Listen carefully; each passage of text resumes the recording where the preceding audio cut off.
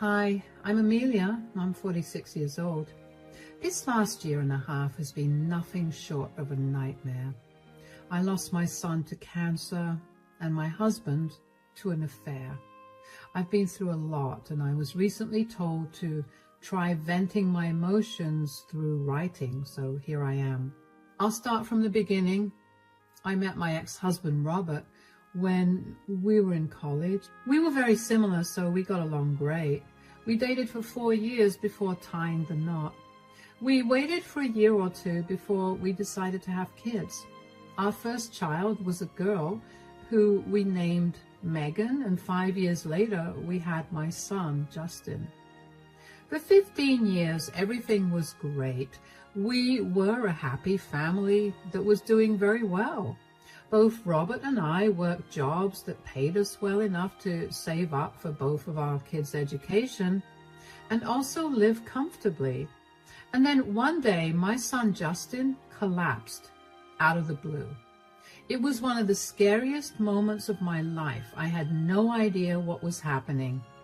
One minute I was making a PB&J sandwich for him, and the next I heard a thud on the floor and found him lying unconscious.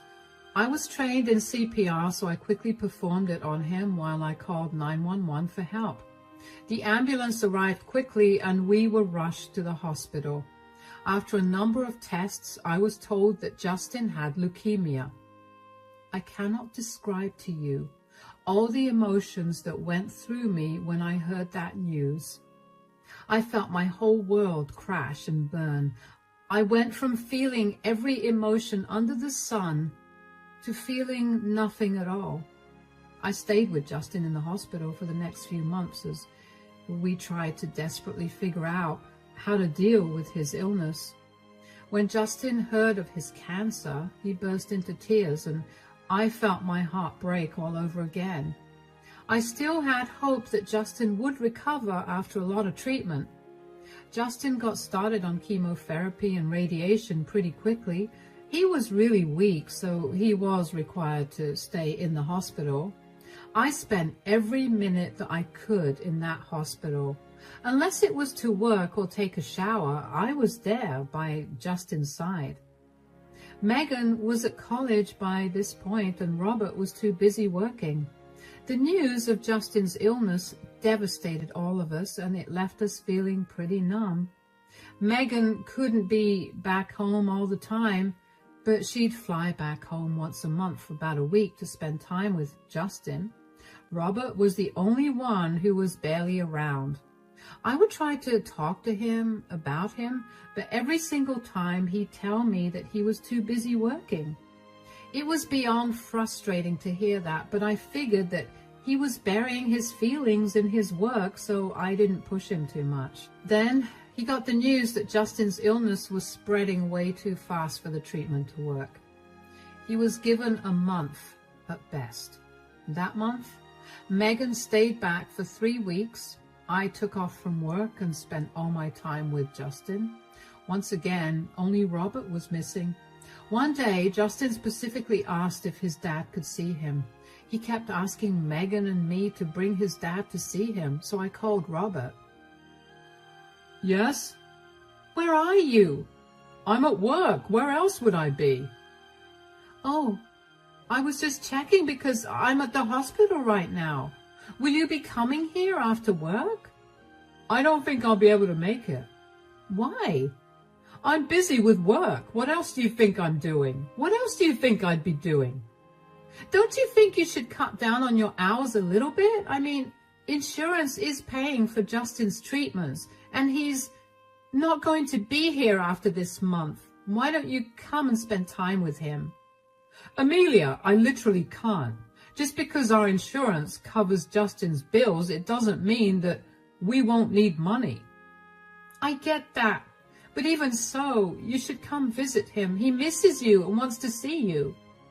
I would love to be there by his side, but by the time I'm done with work, I'm so exhausted that I just want to sleep. I understand that you're tired, but I'm tired too. I haven't slept in God knows how long.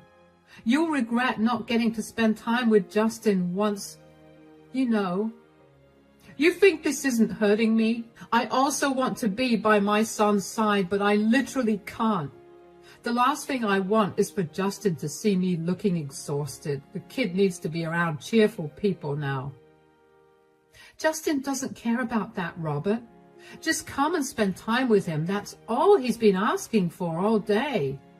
Tell Justin that I can't make it. How have you suddenly become so much more busy since Justin's diagnosis? You're supposed to be there for him as his father. He's struggling with this, and he's doing his best to be happy.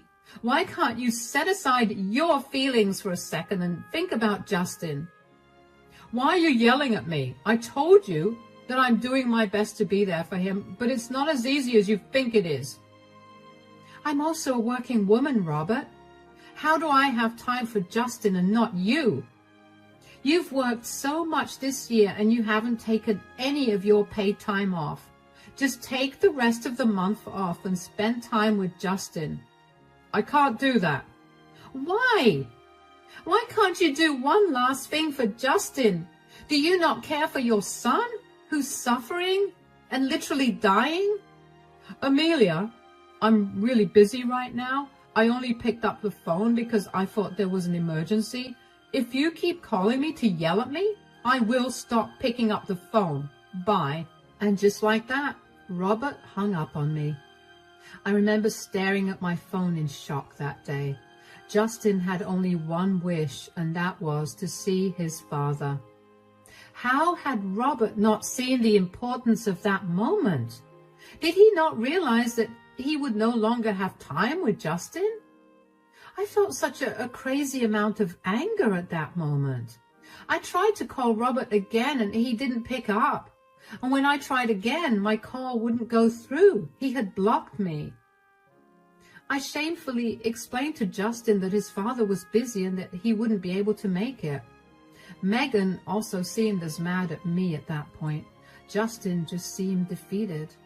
And that only made me feel worse.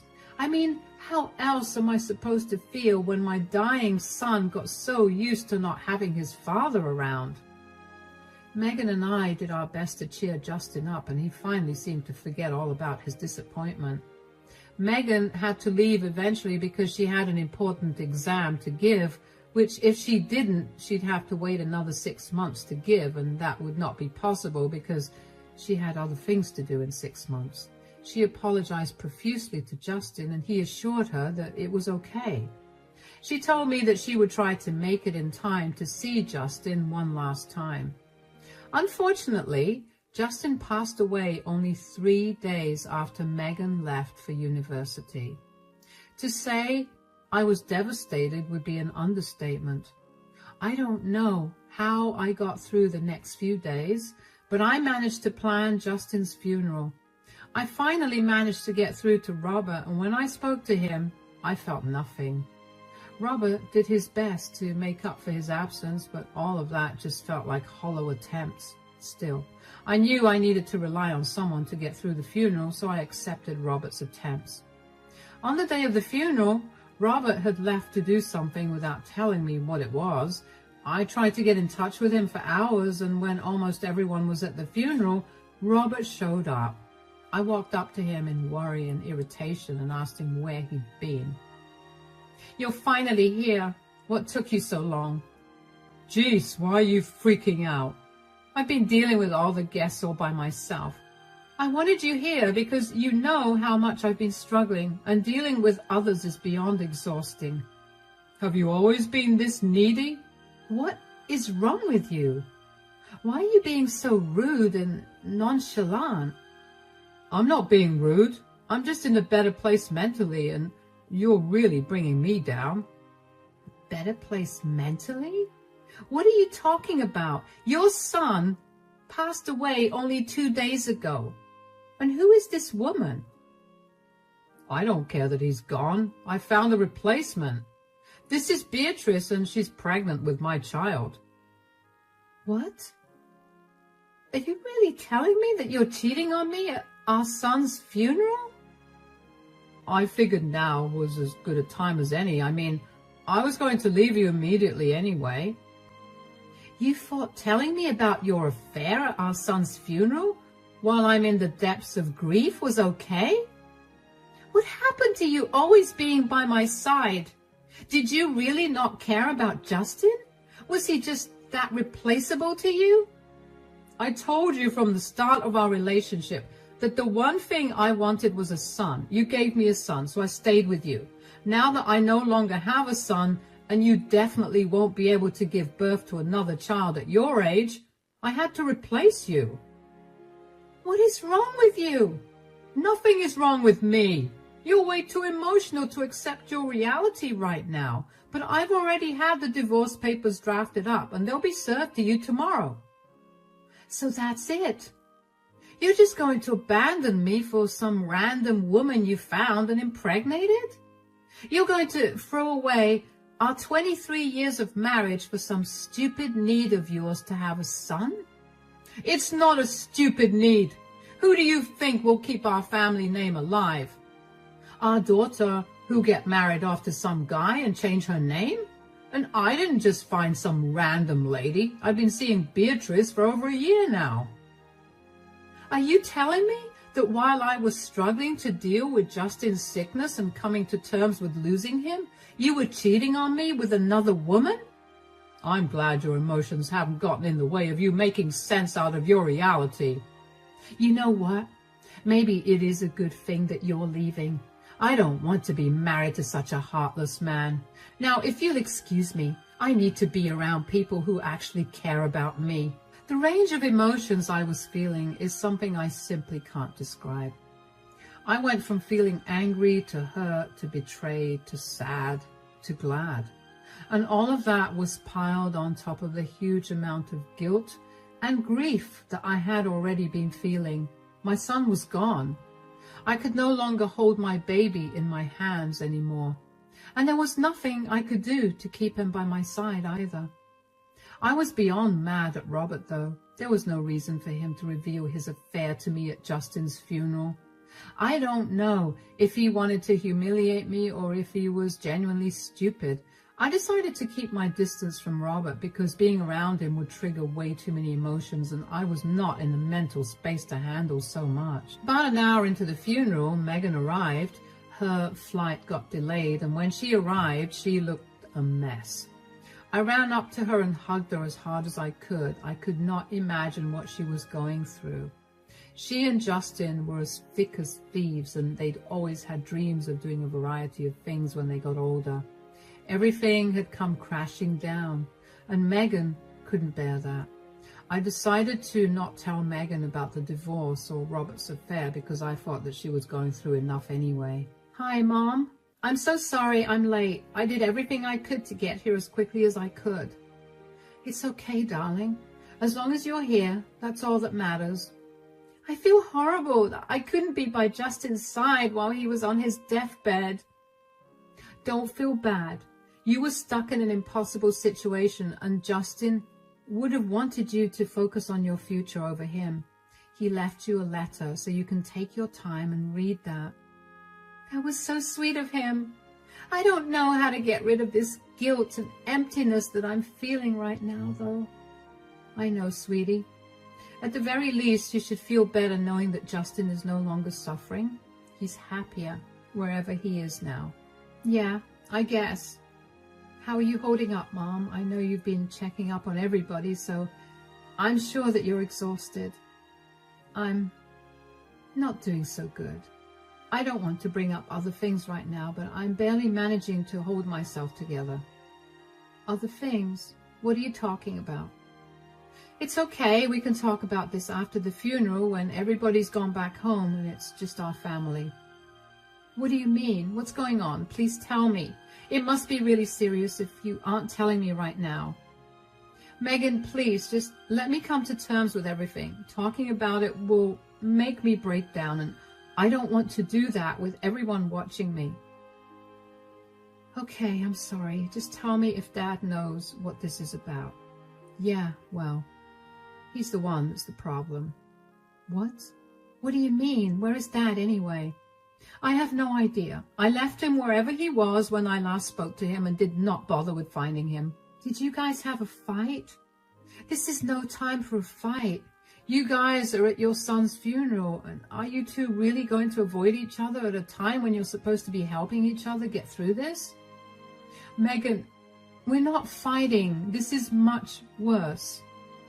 Okay, I don't care about what's going on between you guys. You two are my parents, and I want to have both of you by my side today.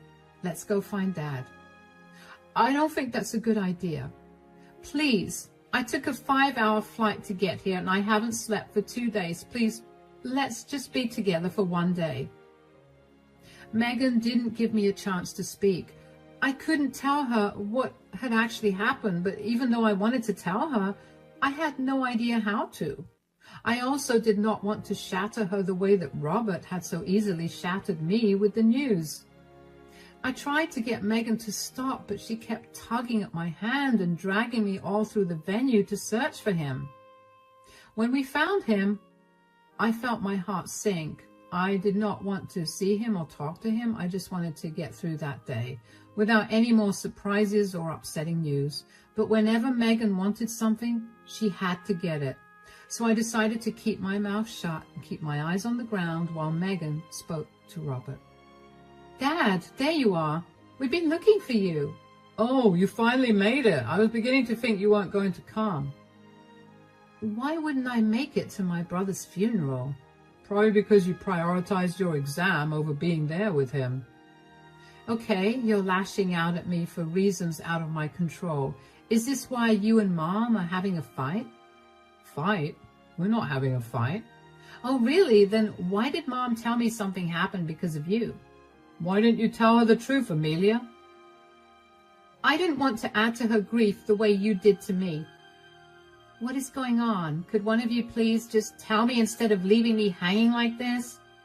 I'm leaving your mother. What? I found someone better. You can't be serious.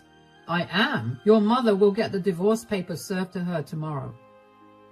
Who did you even find in such a short time? Is this some sort of messed up midlife crisis?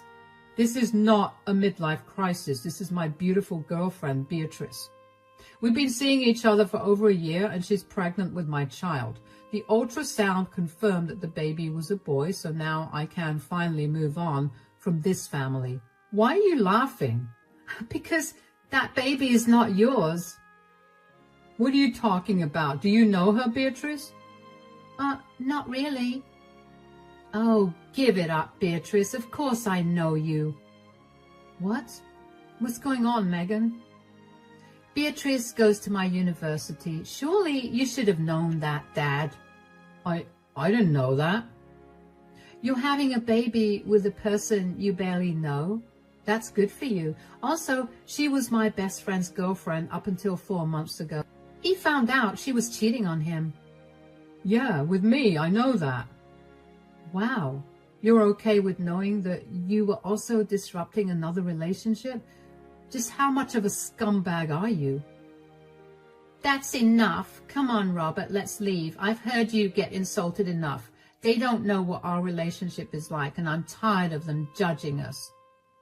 Of course you want to leave. You know, Dad, the person she was cheating on was not you. What are you trying to say, Megan? I'm saying that child cannot be Dad's because Beatrice cheated on my best friend with one of his friends.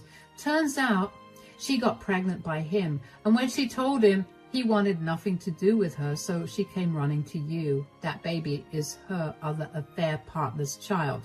But she's trying to play it off as Dad's because she knows that he'll pay for her and the baby. What? Do you really hate your dad this much? Why would you invent such crazy stories?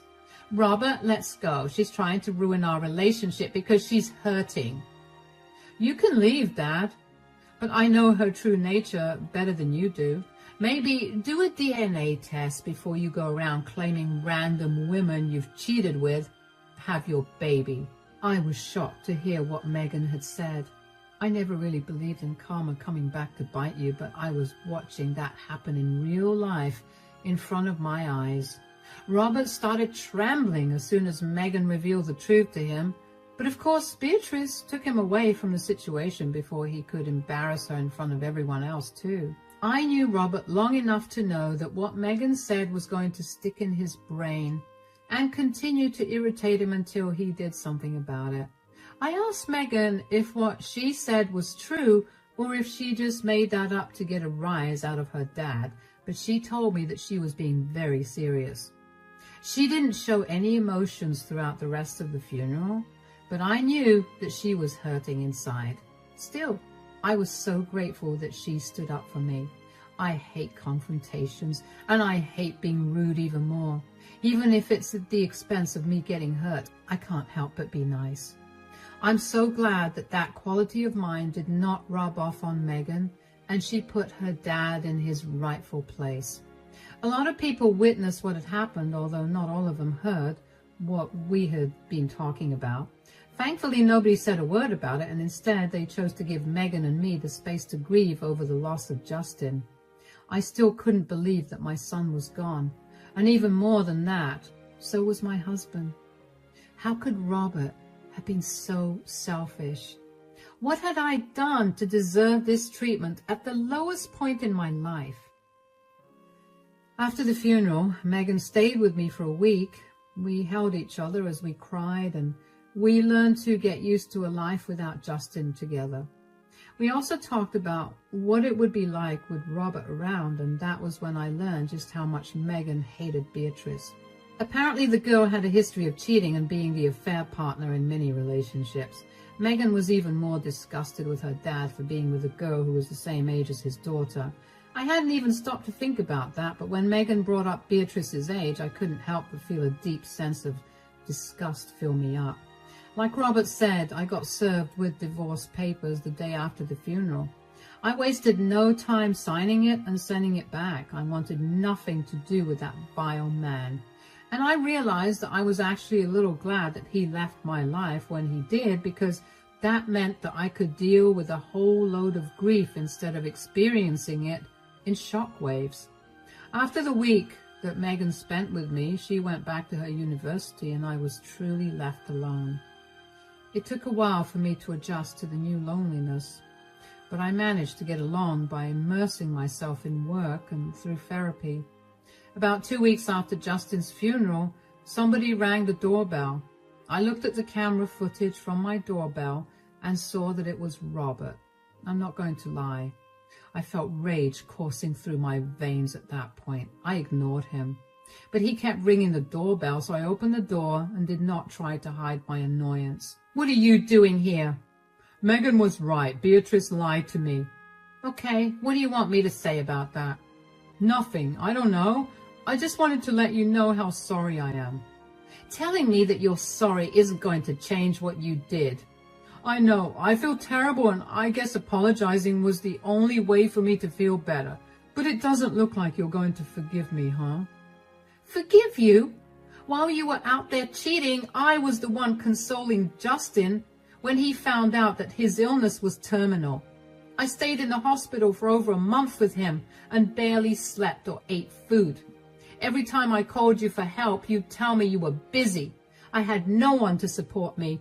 You looked down on Megan for not being able to make it to Justin's side while he was dying, but you conveniently left out how you were also not there." "I know. That's why I'm apologizing. You've been an amazing mother to our children. I repaid you with the worst thing in the world at the worst time." "I'm glad you at least recognize that." "I know that you still haven't forgiven me, but do you think that you could? I would love to come back to you. As messed up as this sounds, the entire time I was with someone else, I couldn't help but compare her to you. I refused to accept how badly I was messing my life up because I was not thinking straight. You really have been the best woman in my life, and I would love for you to take me back." "You sound insane. There is no universe in which I'd take you back. If I was truly the best woman you've ever known, you would have stepped up and been there for me when I needed you the most. Did you think I'd take that as a compliment? You disgust me in every sense of the word. Never have I met a more pathetic man than you." "You don't have to be so mean." "I don't have to, but I want to. The last year has been a nightmare for me, and not once could I rely on you. On top of that, you chose Justin's funeral to tell me that not only were you having an affair, but also that you didn't care about Justin not being here because he was replaceable to you. I was grieving. I wasn't thinking straight. I am grieving too. Does that give me the right to go to sleep with a bunch of people and put my husband down at his lowest? Listen to yourself and hear how crazy you sound. Please leave me alone. I signed the divorce papers like you wanted. I never want to see you again. Amelia, please listen to me. I slammed the door in Robert's face. I couldn't believe the nerve that he had to not only come back but also ask me to take him back. Robert kept knocking on the door for a while until he eventually gave up and left. He was lucky that he gave up when he did, because I was just thinking of calling the police. I immediately called Megan after he left. I told her about everything that had happened and asked if she knew what exactly went down between Robert and his affair partner. Megan then told me that Dad forced Beatrice to get a DNA test done.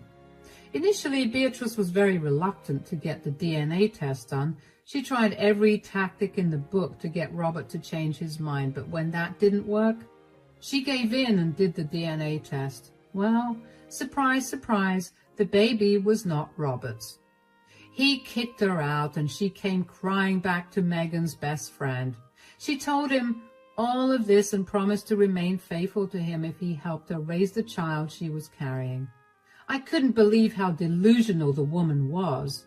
Megan and her best friend have also washed their hands of Beatrice, so that was all the update I had on that. I was glad that Robert's selfish actions finally caught up with him. He lost his family because of his selfishness, and now he's all alone. The rest of our family, that was at the funeral, heard about what Robert had done, and they decided to cut contact with him. Having an affair was one thing, but revealing the affair at your child's funeral while calling the child replaceable was beyond appalling, and neither one of our families wanted anything to do with him after that. From what I heard through a few mutual friends, Robert was living a very lonely life. He seemed very low and can't seem to get through a day without a drink in his hand. While my heart hurts for the loss of my relationship, I know that I definitely deserve someone way better than Robert. I will always treasure the years I spent with him, all the good memories we created together, and as a family, but that's all. He means nothing to me now, and even though it hurts to say that, that is the truth. Our divorce is still being processed, and thankfully, Robert is not making things harder. He's being amicable, and even though I want to do nothing more than yell at him at the top of my lungs for ruining our family in the worst way possible, I'm being civil with him. Megan begged me to look into therapy, and even though I was very skeptical about it, I scheduled a few sessions for myself, and honestly, I can already feel myself healing. I know that I've been through way too much in this last year than I have in the rest of my 48 years of life. So no matter what happens from here on out, I'll be strong enough to overcome it. I know I have loving family and friends by my side too, and that's enough to get me through as many rainy days as possible. Thanks for listening, and I wish you nothing but good days ahead.